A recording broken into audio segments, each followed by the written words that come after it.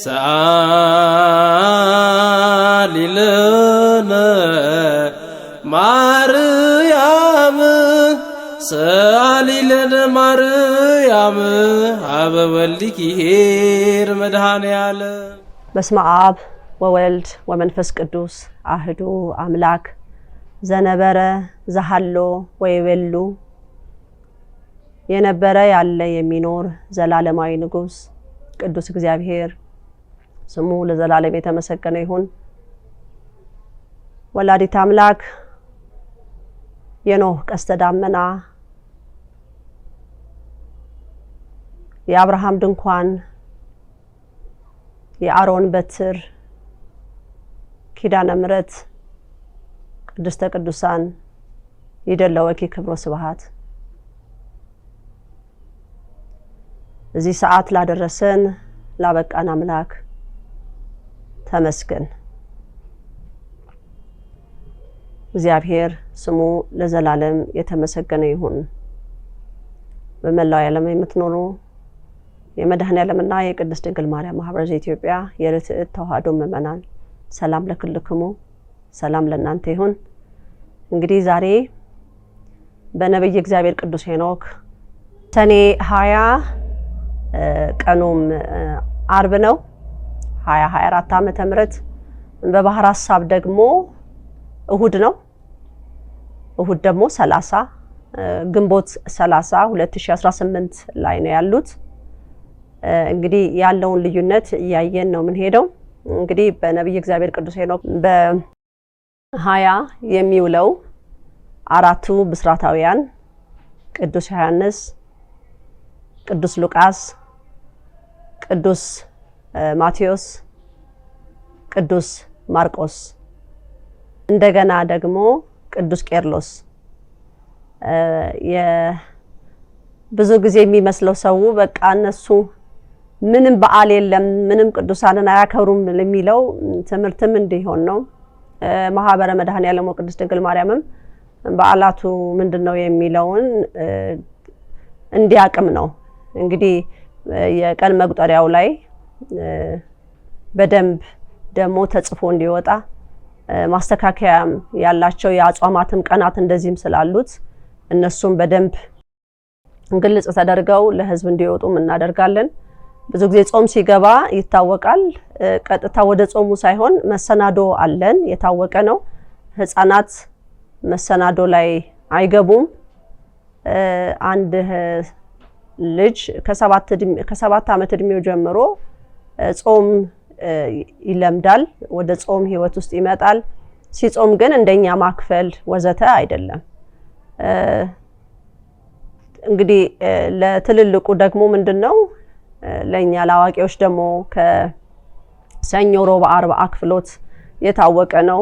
ጾም ሁሉ ያው የታወቀ ነው፣ በሱባኤ የተለካ ነው እና ህፃናትን ግን ወደ አክፍሎት ህይወት አይመጡም። ግን አርፍደው እንዲጾሙ እንዲጸልዩ ዛሬ በዓሉ ምንድነው፣ ዛሬ ቀኑ ምንድነው፣ ለምንድነው የምናከብረው የሚለውን ሁሉ ግንዛቤ እንዲሰጥ ሁሉ ይደረጋል ማለት ነው። እንግዲህ ህፃናትም እንዳልኩት ከዚህ ቀደምም ትልቅ ቦታ ሊሰጣቸው እንደሚገባ እንዲለማመዱት ቤተክርስቲያንን እንዲያቋት መንፈሳዊ ህይወትን ከኛ የበለጠ ተለማምደውት ከእግዚአብሔር ጋር ያላቸውን ቅርበት እንዲያጠናክሩበት ነው እና ሌላው ደግሞ ምንድነው እንግዲህ በዚህ ዙፋን በዚህ ከበስተቀኝና ሰግራዬ በኩል ደግሞ የምታዩት መቋሚያ እንደገና የለበስኩት ልብስ በመጀመሪያ ኢዮቤልዩ ላይ የተለቀቁ መልእክቶች ናቸው። እንግዲህ እነዚህን መልእክቶች ምን ያህል ታስታውሳላችሁ? ምን ያህል መልእክቱስ ምን ያህል እናንተ ውስጥ ገብቷል እየተገበረስ ነው የሚለውንም ለማወቅ እንግዲህ በዚህ መልእክት የተላለፈ አለ። ምንድነው ርዕሱ? ቁጥሩስ ምንድነው? የተላለፈውስ መልእክት ምንድነው የሚለውን እንድትጽፉልን እንጠይቃለን በአስተያየት ሳጥን ውስጥ ማለት ነው። እንግዲህ ያው ስጦታ እንዳለ አሳውቀናል። ስጦታውም ከፍ ያለ ነው። እኔ ስጠቀምበት የነበረ አንድ ተለቅ ያለ ስጦታ አለን። ይሄንንም ስጦታ ሰባቱንም ቀን የመለሰ በተከታታይ ያስተላለፍኩትን ምን እንደነበረ በመልእክቱ ላይ ለምሳሌ አሁን ከአንዱ ምስል ቀረጻ ላይ 20 ርዕስ ተናግሬ 20 ነገሮች ጠቅሼ ከሆነ 20ውንም ነገር መጥቀስ አያስፈልግም። ቢያንስ ከዛ ውስጥ 3ቱ ነገሮች ከተጠቀሱ በቂ ነው። ከቪዲዮ ላይ ኮፒ ያደረጉ ከቪዲዮ ላይ ደግሞ ያዩ ቀጥታ መጻፍም ደግሞ ሳይሆን ራስን መጠየቅ ምናልባት ቪዲዮ ማየት ማስታወስ ምናልባት ይተበቅብን ይሆናል ወደ ኋላ ሄደን ማየት ይተበቅብን ይሆናል ግን ቪዲዮን ያዩ ኮፒ ያደረጉ መጻፍ ግን ትክክል ነው ብለን አናምንም። እንግዲህ እዚህ ምስል ቀረጻ ከዚህ ቀደም አብረውኝ ከኔ ጋራ ሲያረጉ የነበሩትም እነሱም ብዙ ጊዜ ውድድር ውስጥ አንከትም ምክንያቱም በመጀመሪያም ስለሚያውቁ ስለነበረ ይሄንን እድል የምንሰጠው ራቅ ብሎ እዚህም ሀገር ላይ ክፍለ ሀገራት ላይ በውጭ ዓለም ያሉት ሁሉ ብዙ ጊዜ መልእክት ሰምተን የመጣን ይሄኛውን ቁጥር እንደዚህ መልእክት ሰምተን የመጣ ነው በዚህ መልእክት ያስተላለፉት እኔን የሚመለከት መልእክት ነው ተብዬ ብዙ ጊዜ ይነገረኛልና ይሄንን ነገር እንድታዩት ስለፈለግንም ነውና እርግጠኛ ነኝ ብዙዎቻችሁ እየተሳተፋችሁ ነው በግልም የቴክስት እየጻፋችሁ መልስም እየሰጣችሁ ያላችሁ አላችሁ። እንግዲህ ይሄ ማህበር ዝም ብሎ አልተነሳም መሰረት አለው መልእክት ከወላዲተ አምላክ የመጣውን በመስማት በጸሎት ጠይቁ ዝም ብሎ መቀላቀል እንደማይቻል በጸሎት ጠይቀው እውነት እህተ ማርያም እውነት ከእግዚአብሔር ተልካ ነው ወይ እውነት እግዚአብሔር መልእክተኛ ነች ወይ እውነት አንተ ፈቅደህላት ነው ወይ ተብሎ እንዲጠየቅና እውነት ያንን ጥያቄ ደግሞ አግኝታችሁት መልሱን እግዚአብሔር መንፈስ ቅዱስ በእናንተ በሚገባችሁ መልኩ እንዲመልስላችሁ እንዳቅማችሁ እንድትጠይቁ ነው ይሄ ተደረገው ማለት ነው። እንግዲህ በዚህ መልእክቶቼ በመጀመሪያው ኢዮቤልዩ ላይ በጣም ንግስተ ነገስት መልእክት ሲያስተላልፉ በጣም ኃይለኛ ናቸው በጣም ነው ምፈራቸው መልእክት ሲናገሩ ለምንድን ነው የምትቆጣው የሚለው አለና ይሄ እንዴት ነው የጥላቻ ሳይሆን የተግሳጽ ቁጣ ነው ሰው ደንገጥ ብሎ ወደ መንፈሳዊነቱ እንዲመጣ ራሱን እንዲያይ ምን እየሰራሁ ነው ብሎ እኔ ብዙ ጊዜ ስቆጣ ተቆጪ ስባል ወይም እንድገስጽ ስናገር ያ ሰው ስብር ብሎ ወደ እግዚአብሔር እንዲመጣ ነው ትልቁ ስራዬ ማለት ነው። ካላስደነገጥኩት ካልተቆጣሁት ያ ሰው አያይም ጥፋተኛ ነኝ ብሎ አያምንም ማስደንገጥ አለብኝ አጋንንትም የዛን ሰው ክስ ስለሚያይ በዚህ እኔም ደግሞ ማየውም ነገርም ስላለ በዛው ይሄንን ነገር እኔም ያንን ሰው ስቆጣው ያ ሰው ደግሞ አስተውሎ ጸሎት ጾም ስግደት እንዲይዝ እግዚአብሔርን ይቅርታ እንዲጠይቅ የተጣላውም ካለ ቂምም ይዞ ከሆነ እግዚአብሔርን ይቅርታ እንዲጠይቅ ነው የኔ ትልቁ ስራ ማለት ነው። እንግዲህ አሁን ምንድነው በሰንበት ምንድነው በሰንበት እንደዚህ ያደርጋሉ ይሉናልና እኛ የባህር ሐሳብን ሰንበት አንቀበልም። እንዳልኩት ዛሬ አርብ ነው። አርብ ደግሞ እኛ ስንል አርብ ላይ እንግዲህ እኛ አክፍሎት ላይ ወይም ጾም ላይ ነን ያለነው። ስለዚህ ባህር ሐሳቡ ደግሞ እሁድ ነን ሰንበት ነን ነው የሚለው። ስለዚህ ያም ልዩነት እንዳለን ህዝብ እንዲረዳ ነው ይሄንን ምስል ቀረጻ በየቀኑ እያስተላለፍኩ የምገኘው ማለት ነው። እንግዲህ ይጠቅማል ብዬ ስለማስብ እና ሌላው ደግሞ በመልእክት ከተላለፉት ውስጥ አንዱ ለአባቶች አንዱ ማስታወሰው ልብስ ጥቁር ልብስ እንዲያወልቁና ሰማያዊ እንዲለብሱላት የጠየቀችው ነገርም አለ። ይሄ ነገር ከጥቁር ውጡ በለሽ በያቸው ተብሎ ይሄን ሁሉ ለጳጳሳት ሁሉ እንዳስተላልፍ ታዝዤ ነበረ። እንግዲህ ጥቁር እግዚአብሔር መንፈስ ቅዱስም እንደማይፈልገው ይሄ አለባበስ ትክክል እንዳልሆነ ሁሉ እናገራለሁ። ያው እነሱ ምን ለብሰው ከምክንያት ጋር ነው የሚሉትና እኔ ደግሞ ከሰማይ የመጣልኝን መልእክት ያንን ለህዝብ አስተላልፌዋለሁ በአደባባይ ላይ ማለት ነው። ሌላው ደግሞ በዚህ አገልግሎቴ ላይ ከአባ ተስፋ ስላሴ ሞገስ ጋራ ተቀራርቤ ያለሁኝ አግኝቻቸዋለሁኝ። በታመሙም ጊዜ ማህበሩም ደግሞ በነበሩበት ቦታ ላይ ሄዶ ጠይቋል፣ አይቷል። እንኳን እኔ ልጆቼንም ሁሉ መርቀው ነበረ።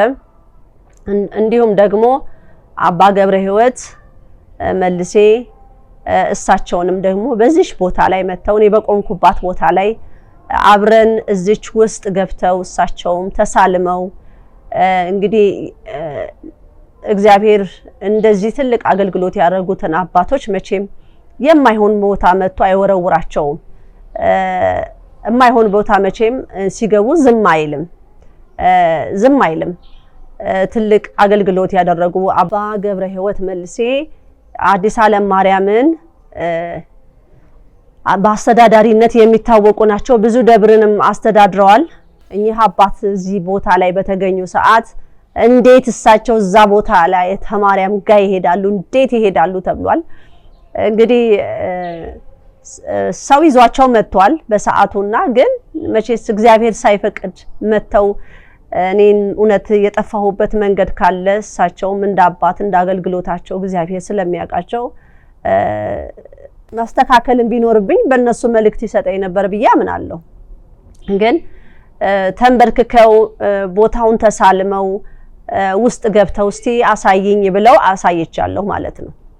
እና በዚህ አገልግሎት ላይ ያገኘኋቸውን አባቶች እንዲሁም ደግሞ በአባ ተስፋ ስላሴ የቀብር ቦታ አካባቢ ላይ የሚኖሩ አንድ አባትም እንደዚሁ ተታዋቂ ያለሁኝ እሳቸውም ደግሞ እዛው ቅዱስ ጊዮርጊስ ቤተክርስቲያን ውስጥ ሲያገለግሉ የነበሩ ናቸውና አንድ እሳቸውም ከሚያስደንቀኝ ውስጥ መኖሪያ ቤታቸው ውስጥ ገብተን እዛው ቅዱስ ጊዮርጊስ ቤተክርስቲያን ውስጥ ነው የሚኖሩት። መኖሪያ ቤታቸውም እዛው ነችና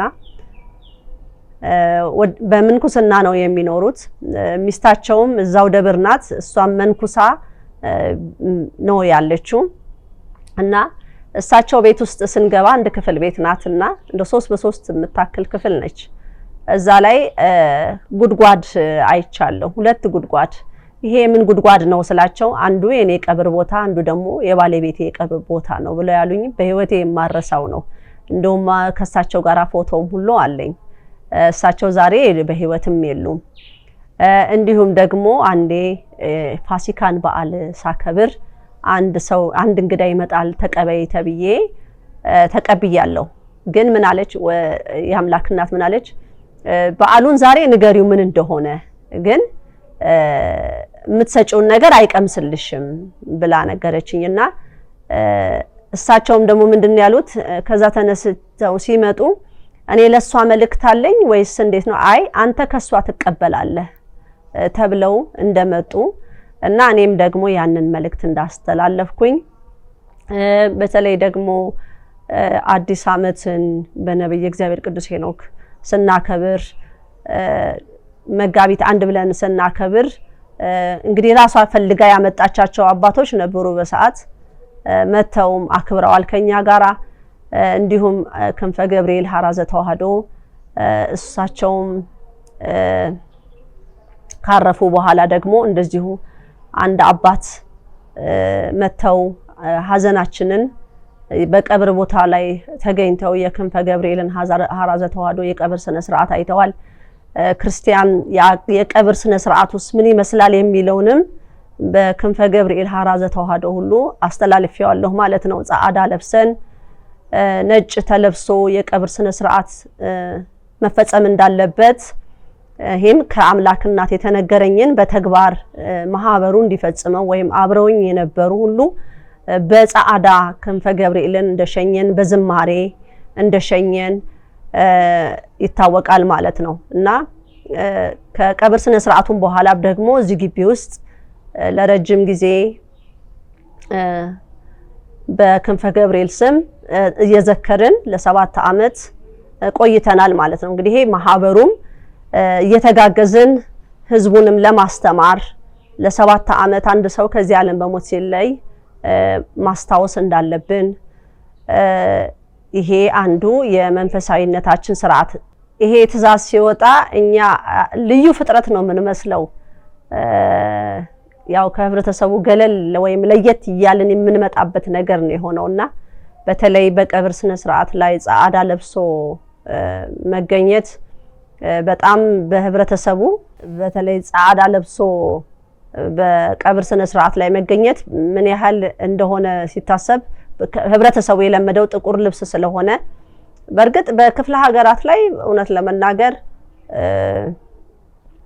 ነጭ ጋቢ ለብሰው ነው ብዙ ጊዜ ቀብር ስነ ስርዓት ግን እዚህ ከተማ ላይ ብዙ ጊዜ ጥቁር ነው የሚለበሰውና በጣም ፈተና ሆኖብን ነበረ ግን እንደዛም ሆኖ እየተጋፈጥን ነበረ ማህበረ መድኃኔዓለም ወቅድስት ድንግል ማርያም ይሄ መልእክት ሲተላለፍለት የወላዲት አምላክ መልእክት ነው ስለዚህ እናምንበታለን በማለት ቀብር ቦታ ላይ በሚሄዱበት ሰዓት ሁሉ ነፃ ጻዕዳ እየለበሱ ሰው ሁሉ እንደ አዲስ ፍጥረት ነበር የሚያያቸው ምን እነዚህ ምቀኝነት ነው እንኳን ሞተ ብላችሁ ነው የምትሉን ተብሎ ተነግሮ ነበርና በእውነት ይሄ ማህበር በጣም ተጽኖ ፈጥሯል በዚህ ላይ እና በቅርብ ቀን ዲያቆን መምህር ዘላለም ከዚህ ዓለም በሞት ሲለዩ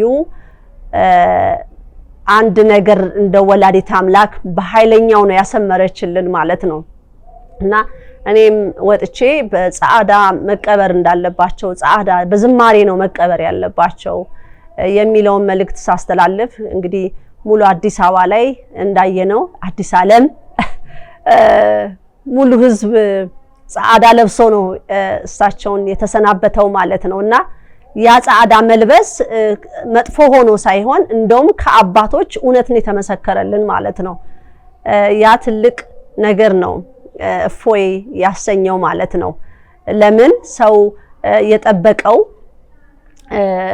በእንደዚህ ጥቁር ለብሶ ጥቁር ነገር በሙሉ ሀገሪቷ ለብሳ ወይም ቤተክርስቲያኗ ራሱ እንደዚህ ሆኖ እንዲቀበር ነበር የተፈለገው እኔ ደግሞ ይሄ ነገር መሆን እንደሌለበት ነው ማቀው ማለት ነው እና አሁን አንዳንድ ጊዜ እኔ መልእክት በማስተላልፍበት ሰዓት ይሄንን በዩ ለህዝቡ ሲባል ያው እለዋለሁና የለመድነው ልምድ ስላለ ከዛ ለመውጣት ምን ያህል እንደምንቸገር ማለት ነው ግን በሰዓቱ ግን እግዚአብሔር ሁሉን ነገር እንደሚገልጸው አንድ የተማርንበት ህዝቡም አሁን ለካነህ ተማሪያም ተሳስተው አይደለም ጻዕዳ የሚለበሰው ለምንድነው ግን ጻዕዳ የሚለበሰው ሲጀመር አንድ ክርስቲያን ብሎ የሚል የርትዕት ተዋሕዶ ምእመን ከዚህ ዓለም በሞት ሲለይ ጥሩ ምኞት ልንመኝለትም ይገባልና ነፍሱ በአጸደ ገነት እንድትሆን በእግዚአብሔር ዘንድ እንድትሆን በወላዲት አምላክ እቅፍ ስር እንዲሆን ነው ምንመኘው ማለት ነውና ጥቁር ግን ጨለማንና ፍጹም የሆነ ድቅድቅ የሆነ ነገርን ተስፋ የሌለው ነገር ነው የሚሰጥበት መልእክት ማለት ነውና ያንን ደግሞ መሆን እንደሌለበት ስንናገር እንደ እብድ ነበር የታየነው ያው የህተ ማርያሞቹ እንደዚህ ለብሰው የመጡ ይሄው ባሏ ቀብር ላይ ራሱ እኮ ነጭ ለብሳ ነው ደስ ብሏት እንደዚህ ነጭ ነው የለበሰችው ይባላል በጭራሽ ይሄንን የመንግስተ ሰማያት እንግዲህ ክርስቲያን የምድሩን ጨርሶ ወደ ሰማይ ሲሄድ መልካም ምኞት ሁሉ ልንመኝለት እንደሚገባ እግዚአብሔር በእርግጥ ያንን ፍርዱን የሱ ነው ግን እኛ በዝማሬና ጻዕዳ ተለብሶ መሸኘት እንዳለበት ይሄ ማህበር አጥብቆ የሚናገረው ነገር ማለት ነውና ይሄ ነው አንዱ በእኛ በርትዕት ስርዓት የተፈጸሙት ማለት ነው ሌላው መቋሚያችን ይለያል እንግዲህ የወንድ መቋሚያ የሴት መቋሚያ ብለን ለይተነዋል እንግዲህ በቀደምታም እንደተናገርኩት ከአለባበሳችን ጀምሮ ሴት እንዴት ነው የምትለብሰው ወንድ ነጠላው እንዴት ነው የሚያደገድገው የሚለውን ሁሉ ሴትና ወንድ አንድ አይነት የነጠላ አለባበስም እንደሌለም በቀደምታም እንደዚሁ ነካ አርግ ያለው ማለት ነው እንግዲህ በዚህ አገልግሎት ላይ ማህበረ መድኃኔዓለም ወቅድስት ድንግል ማርያምን በመልእክት እየሰሙ እንግዲህ ዓለም ጥግ ድረስ አልሰማንም አላየንም የሚል እንዳይኖር ሰምቶ እንዲጠይቅ ሁሉ ተደርጓል ማለት ነው እና እንዲመጣም እንዲያይም ተደርጓል የዳነም የተፈወሰም ብዙ ጥያቄ ለእግዚአብሔር አቅርቦ የተመለሰለትም እንደዚሁ ያየን ነውና ይሄ ምንድነው እኔ በመልእክት በወላዲት አምላክ የሚነገረኝ አትደነቂ ልጄ ያደርጋል የምትለው ነገር አለ አትደነቂ ያደርጋል አምላክ ያደርጋል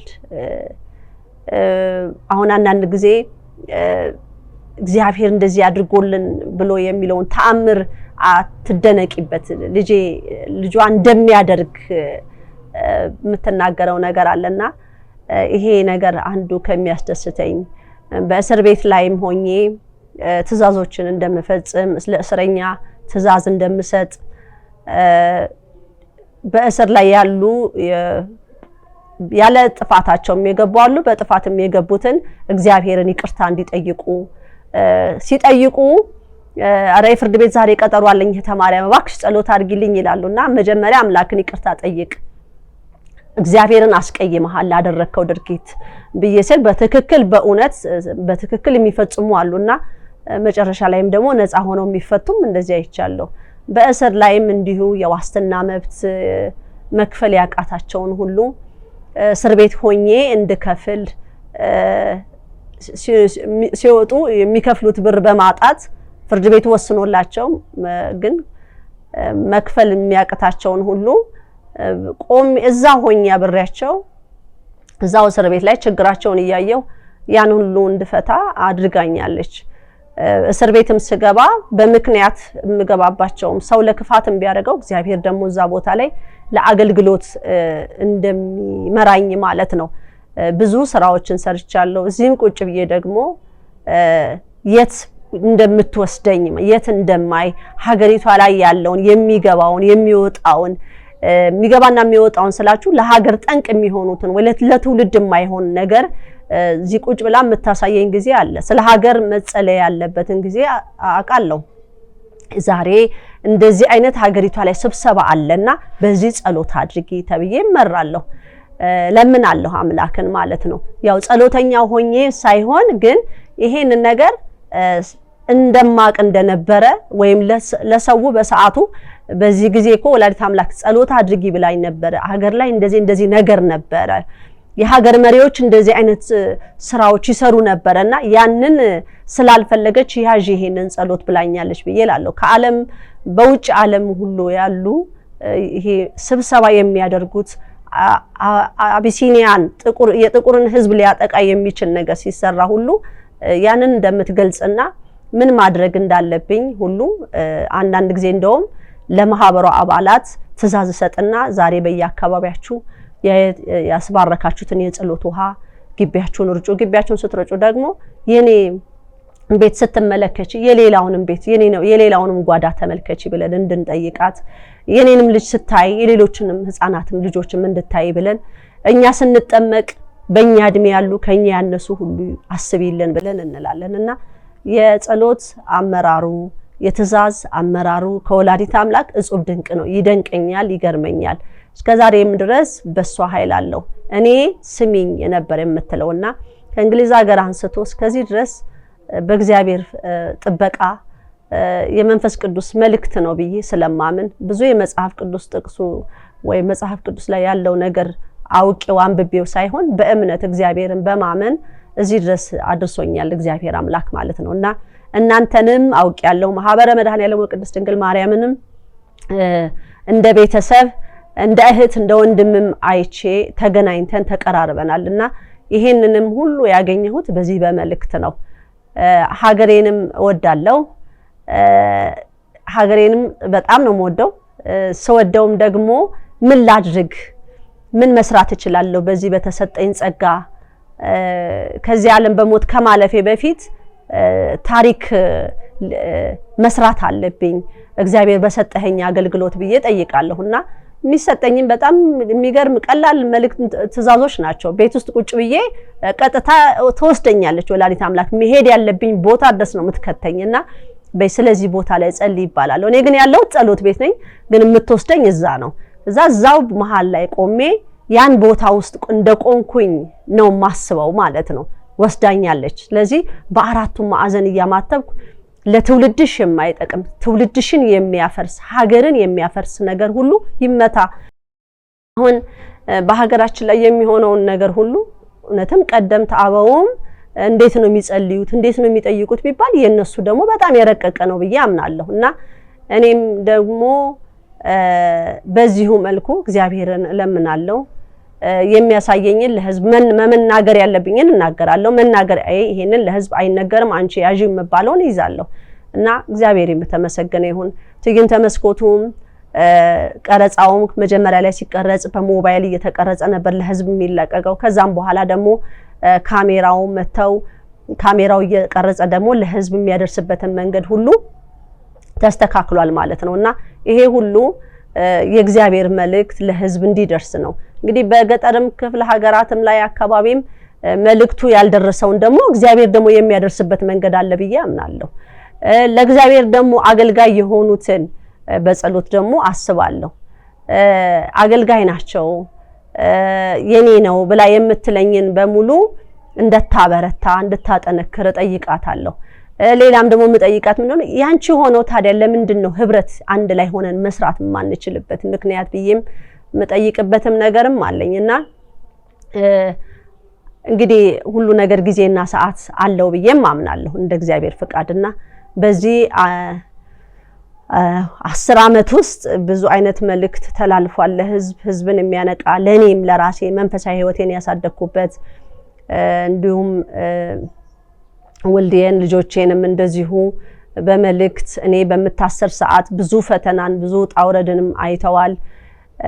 እነሱም እንዲጠነክሩ እነሱም ደግሞ እኔ ባልኩት መንገድ ሂዱ ማለት አልችልም ጊዜና ሰዓቱን ጠብቆ ግን እግዚአብሔር ራሱ ለኔ እንደገለጸልኝ እኔንም እንግዲህ በዛ እድሜ ጠርቶኛል እነሱንም ደግሞ የሚጠራቸው ሰዓትና የሚሰበስባቸው ሰዓት አለ ብዬ አምናለሁ።